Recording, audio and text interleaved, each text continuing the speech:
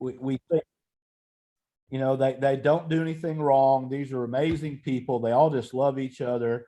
And here in the early church, in the middle of all its growth, we see that the Gentile believers are going, hey, our widows and orphans are not being taken care of. You got to do something. And so all 7 of the first deacons had Gentile names, which I think goes to show the concern that the apostles had. They're bending over backwards to make people feel part, like, okay, you're part of our solution here. We're taking this serious. We're not just blowing smoke at you. But up till now, all the miracles have been done through the apostles. Hey, Bev. And so in this story, we're going to see something pretty interesting. And that pretty much leads us to the story. Yeah. Now, Stephen was performing great works or signs and wonders among the people, but opposition came from some of the members of the Synagogue of the Freedmen, Cyrenians and Alexandrians, some folks from Cilicia and Asia tried to argue with him, but his wisdom and the Spirit who was speaking through him defeated them. And so they secretly persuaded some men to say, we heard him blaspheme God and Moses. And they stirred up the people to where they came and they grabbed Stephen and they took him before the Sanhedrin. And there were some men who were giving false accusations, false testimony. And they said, we have heard this man continually speak against this holy place and against the law.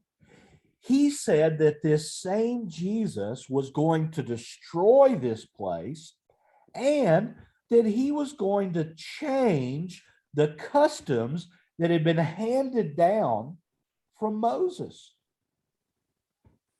Now, those that were sitting in the Sanhedrin were looking intently at Stephen, and they saw that his face shone like an angel. And there's our story from God's word.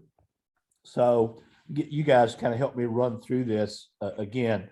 Now Stephen was performing great two different words. Signs and wonders. Yeah, signs and wonders among the people. But what stirred up from some of the members of the Synagogue of the Freedmen? Dislike against him. That's not the word. Yeah, it's right down the line. Opposition. And then there's a list. There's 2 groups, and it's CACA, Cyrenians and Alexandrians, and then people from Cilicia and Asia. Yeah.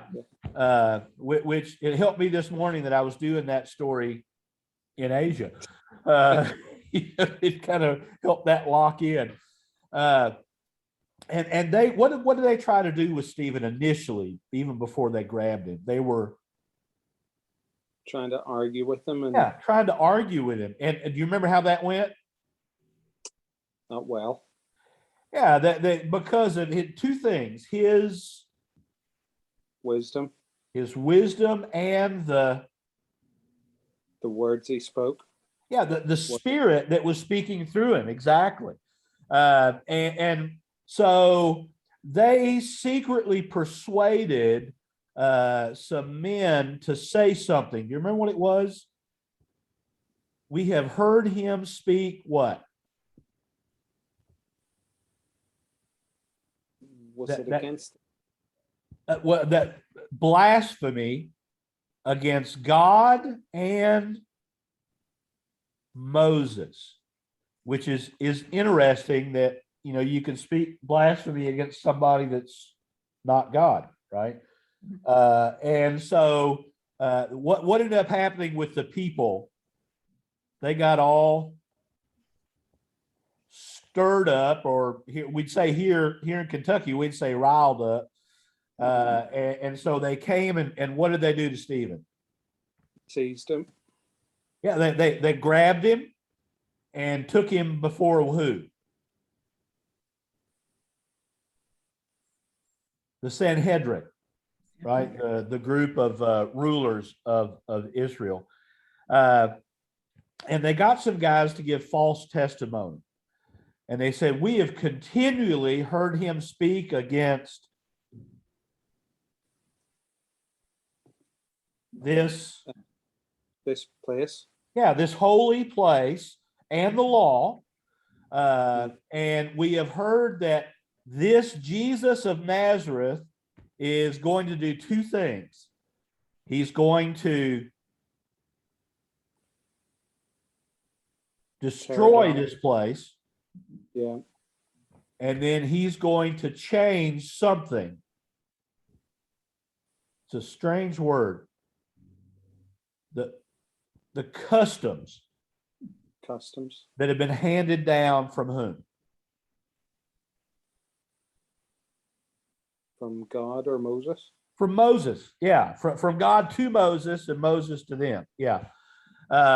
And so then the guys in the Sanhedrin, they were doing something. They were looking at him? Yeah, looking intently at Stephen, and what did they see? His face shone like an angel. Yeah, his face shone like an angel, which I still find that really interesting, because how do they know what an angel's face looked like? Right? I mean, it wasn't today. We can imagine because we have video and we have all these, you know, but they didn't have any of that. So how do you? I don't know the answer to that, but you know, I wonder what it might have been like to be Stephen, and you've seen God, you've heard about God doing all these, you know, all these works through the apostles, and now all of a sudden he's doing that through you. I wonder what that might have been like for him to be doing something that up to this point had been limited to others. It had to both been an encouragement and a challenge, kind of, you know, knowing how the Lord had to suffer, knowing this, you know, this is maybe going to cost me. Yeah. Great to be able to see, as well as have heard and know that, yep, there is something to this. Kind of a confirmation for him. Yeah, a confirmation God is using him, but that's not always, like you said, it's not always a good thing. Yeah. And I'm thinking in the introduction for this story, I probably should have said, but we've talked about this a number of times. The opposition is just building and building, and it's, you know, it's almost like a pressure cooker, right? You can sense, you can sense the pressure building and building, and I almost feel sorry for these guys in the Sanhedrin at this point, because you know they just keep trying and trying and trying, and nothing's working. The church is just exploding around them. But in the first part of this story, it says that you know, Stephen is working signs and great signs and wonders, not just signs and wonders, but great signs and wonders. You know, that little descriptor word there, great. I mean, what is that in your imagination? I mean, what is different between just signs and wonders and great signs and wonders? You know, signs and wonders you notice, but great, it's kind of like everyone notices. Oh, oh, yeah. it's maybe it's not the same thing, but it's, the small local church having a wee mission, and then a Billy Graham at his height mission. Yeah. uh, Yeah. God's working in both, but you really notice the big one. Yeah, I like that. I hadn't thought about that, but I like that definition. And so, here in this story, so he's doing these great things, right? And yet opposition comes from a particular synagogue, which is interesting. And it's not even, it is a Jewish synagogue, but because it's made up of Cyrenians and Alexandrians and people from Cilicia and Asia. And as you remember this story, it's CACA, Cyrenians, Alexandrians, Cilicia, and Asia. So that was, I always have to have hooks to hang some of those things on. So CACA, that's how I wrap my head around those two different groups. But it doesn't even seem like these are, Israeli Jews so much. And so I find it curious, what might we learn about the fact that these are not even Jewish Jews, right? And yet they're the ones that oppose this. They sometimes they can be the ones that are tighter on dotting every I and crossing every T. Okay. Not sometimes, quite often. Yeah. It's the wee things that are unimportant can annoy them more than your Jewish Jews would be annoyed by it. Yeah, and I find it interesting, they opposed great signs and wonders, right? So what could they have done rather than opposing this? Did they have other options? It's the great signs and wonders they're opposing. It's not so much the things he's saying, it's how it's happening. If they'd have just stuck with what he was saying and perhaps ignored the signs and wonders, they're not the core, they're not the real. It's probably the wrong way of saying it. The power is in what he's saying, not so much what God is doing through him. Oh, so Stephen's using this as a springboard for something even more important. It's not just the works. So, yeah. Well, rather than opposing this, could they have responded differently? Were there other things they could have done instead? Could have ignored it. Okay, yeah, could have ignored it, like, oh well, this will work out in its own time. So, yeah. It wasn't, which of the priests? Gamaliel. Gamaliel, yes. Wait, time will tell. I just say that because I said on a church plant, let's wait 20 years and see if it's still there, then you can take it seriously. Yeah. But someone said wisdom of Gamaliel, and thought, is that a compliment or is that yeah. Yeah. But the fact they didn't, they could have asked a question and said, okay, we've not seen this kind of thing before. What are the possibilities? I mean, could this be God? Because like you say, Gamaliel had spoken not long before this and said, there have been other things that have stirred up and they just kind of faded off the scene. But if we got to be careful here because we could be fighting against God. But they didn't do those things. They didn't ask those questions. Instead, they opposed and tried to argue with Stephen. So what might that show us about them and their heart? Probably hard. Oh, yeah, Jump- hardened heart. Jump right Yeah. to that when they could have waited, or they could have asked questions to find out, but they just right away like, well, we can't, we Mhm. don't like this. We don't think it's good. Yeah. From what we can understand, we think it's bad. Mhm. Yeah, because it's one thing for me to sit and go, okay, if they're doing these signs and wonders and then passing the hat every 15 minutes, oh, that wasn't enough. We need to do it again. If Stephen was using this to kind of build his brand, so to speak, but the fact he wasn't doing that, but rather just doing these signs and wonders, it would make me take pause and go, okay, I mean, what's going on here? Right? But it's like you said, the fact they didn't do that probably shows some of the hardness of their heart. But what do we learn about God from the fact that he gave Stephen supernatural wisdom and then spoke through the power of the Spirit through Stephen?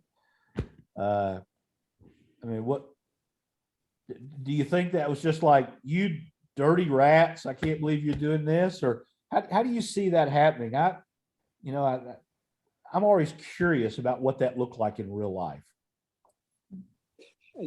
He, if he spoke with that power, it may not have been harsh, but it'll have hit home what he said. I mean, I have to think it was said in love and gently, even if it was harsh stuff. Yeah. And you really, when folk are speaking like that, it impacts you. And it gets a response like it did, one way or the other. So. Well, Bev, you mentioned the hardness of heart. In that second part of the story, they secretly persuaded some men to say, hey, we heard him blaspheme against God and against Moses. So how does that build on your understanding their hard hearts? I mean, based on since they couldn't argue effectively, the fact that they defaulted to lying. Right. They decided sin was the only way to go. And to me, that proves, illustrates that. Plus, I think they were feeling super guilty because I think they were being convicted by what he said. And I think that was their defense mechanism. Like, this can't be, we're not that bad. Or no, they knew they were, whatever, but they were defending themselves by trying to get rid of him to keep from, prove that he's not right. Because they didn't want him to be right, because they didn't want to feel guilty like they did. Yeah. Yeah. Sam, what did you see there? I'm just thinking with what Bev's saying there, when they have been confronted in that kind of a way with God's word, unless it changes their hearts, they're going to lash out against it. And get very nasty. If it's really convicting them and not changing. Yeah, I mean, what do we learn about these guys from the fact that they're saying, okay, we're going to do God's will in an evil way? I mean, what do we learn about the nature of sin in the lives of these people based on what we see them doing here?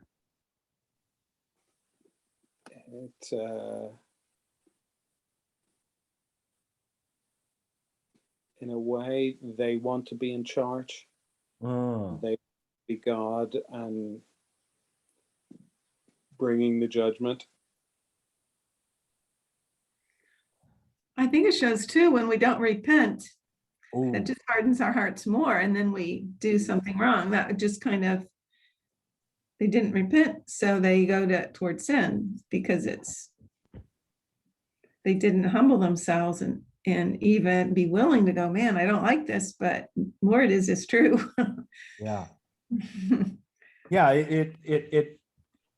to me, the thing that stands out is their hardness kept them from doing some of the things you would naturally do, as far as, okay, let's investigate this a little bit and ask some legitimate questions, instead of, okay, well, we're not able to stand against this guy, so let's lie for God. you know, and both of you kind of alluded to the fact that basically the sin just is getting worse as they go on. Well, I wonder today, do we still see people trying to defend God in ungodly ways, or defend the kingdom in ungodly ways, like we saw these guys do? Does that still happen? Yep. Definitely. Yep. Well, I mean, just in general, how do you see that play out? I think that this disunity among churches is perhaps part of that. When we're thinking our way is right and your way is wrong, they're not willing to be humble. I'm like, well, how do you see it that way? Or what are you thinking? And, being willing to come together in what you do agree with, rather than separating from what you don't agree with is. Oh, I like that. Yeah. I think, just from what I've seen in my own country here, there's an appeal to the law, an appeal to politics for our rights, rather than let's just share God's story and leave it to the Lord. It's looking for earthly power for your rights, not living out the gospel in the world and sharing it. That's not as important as politics and your rights and your whatever. Yeah, as I've gotten older, and I know it's hard for you guys to imagine that I am older now, but I think back to young me. Young me wouldn't have had anything to do with old me, but because my little box, my theological box, was so tiny, and if you didn't agree on every single point, I wouldn't have fellowship with you. It's and I mean, my wife and I disagree about our understanding of eschatology, of the end times. And there was a time in my life, early in my Christian walk, I would have had fellowship with her, but because she didn't, at the time we agreed, but where we are now, that would have caused me massive theological issues. And it's just it's just interesting, and I think we have to have theological standards, right? And there are some things that are non-negotiables. Today I applied for Asbury University, which is a Christian school here. I think you're familiar with it, Sam. I visited friends there before. Okay, all right. Well, I applied to school today to audit some classes, to do video and audio stuff, because they have one of the premier programs in the country for video. But as I was doing that, I was thinking, it reminded me when we first moved to Kentucky, I actually went to Asbury Seminary, which has a totally different theological persuasion than what mine would be. Brother. And when I went, I knew, half the population were at the seminary were going to be women preachers. Right. Which would be that would be different than my understanding of those who should be in the pulpit. And I didn't go in wanting to change that. I went in knowing this is where I'm going. This is what they believe. And, I don't agree with it, but I'm not going to stand up on the corner and point my finger. Right. But it was interesting because I was trying to understand where they were coming from a biblical perspective. And I was wrestling with it. And so in classes, when a subject would come up, I would ask follow-up questions. Yeah. And and I wasn't mean. I wasn't, Yeah. I actually guarded. I mean, you may or may Yeah. not realize I sometimes struggle a bit with sarcasm. Uh, Yeah. and most people don't know it. But I really, before I ever opened my mouth, I was always, okay, how am I Yeah. saying this? How's this question Yeah. coming out? Because I'm not making an accusation. I don't Yeah. want to be making a statement. I'm just Yeah. curious where you coming from. Yeah. And that did not go well uh, at all. And it wasn't, and again, I wasn't questioning what they were doing. Yeah. I was just saying, hey, I'm curious as to Yeah. this passage we're dealing with here. How do you, Yeah. how does that work? Mm. And man, I ended up leaving but because well, I would walk through the halls, and especially the women students, they just, whoo, if looks could kill, I'd have been a corpse on the hallway, right? But people just didn't want to engage in the discussion. And again, I wasn't asking them to defend. I was just saying, I just want to understand. Yeah. Right? It's Yeah, go ahead, say it. no, I'm just thinking that's one of the shame things. I had a friend was always big at telling me, go where you're uncomfortable. Visit churches you're really uncomfortable in and see what you can learn from them. And I find that to be a great blessing. Yeah. I said it to one friend once that I felt rebuked in her church, and she almost got offended that someone had said something, but I think she had rebuked me herself in something she'd said, but in the gentlest, nicest way that didn't entirely agree with her, but it was what I needed to be told. Yeah. Uh, Well, and speaking of that, what in this story, because I think that is an important lesson, that sometimes we do need to be stretched, and sometimes we do need to be challenged. So what in this story would speak to you, how could you use what this story teaches to help you in your Christian walk? I mean, what do you see here?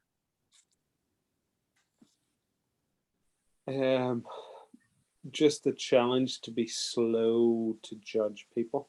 Yeah. And maybe like you said, quick to listen to them, and try and discern, is this from the Lord, is this not from the Lord? Because that friend was always big on, the Lord's last words were praying for unity among us, and being slow to stone the heretic. Yeah, boy, you mentioned that word heretic. With social media today, it amazes me. That word is used for just about anything. If you don't agree with me and my color of the carpet choice, you're a heretic. It just, people throw that word around, and I'm going, that's not a word you just want to use easily. That deeply concerns me here in the States. Every country at the minute, there's the influence that spreads. It's maybe not as bad in other parts. And it's not one of the stories I've been thinking on from church history. I'd only heard recently that St. Nicholas once punched Arius in the nose. He was so angry at him. And it just has challenged me. He did the wrong thing for the right reasons, but God's way of dealing with Arius was so much better. We can be quick to step into God's arena, and he'll deal with the real heretics so much better. Yeah. It's a word. I think I've used, but I'm really cautious and wary about throwing it around, and maybe this story's the challenge on it too. Yeah, yeah. Well, this story is in Acts chapter 6, verses 8 through 15. Neat. And I've really enjoyed preparing this story. I'd not done this as a story before, and there's just a lot here in this. Hey, I'm getting ready to leave my house here in just a few minutes. I'm going to visit a friend who was part of a church that I was the interim pastor at a number of years ago. She has cancer, and it's looks like it's in the brain now. Yeah. And so they're trying to get her pain managed, and they may even send her home tonight, but it doesn't look real good. And she's just really going through some fear. And so I'm just really praying the Lord would give us the opportunity to really, I've been pretty blunt with her about some things in the past, and we have a good relationship with that. So I'm just praying God would give me the boldness to say what I need to say, but the love to say it properly. So just appreciate y'all's prayers as soon as my wife gets back with my car, I'll be heading there. So, but let me hit stop.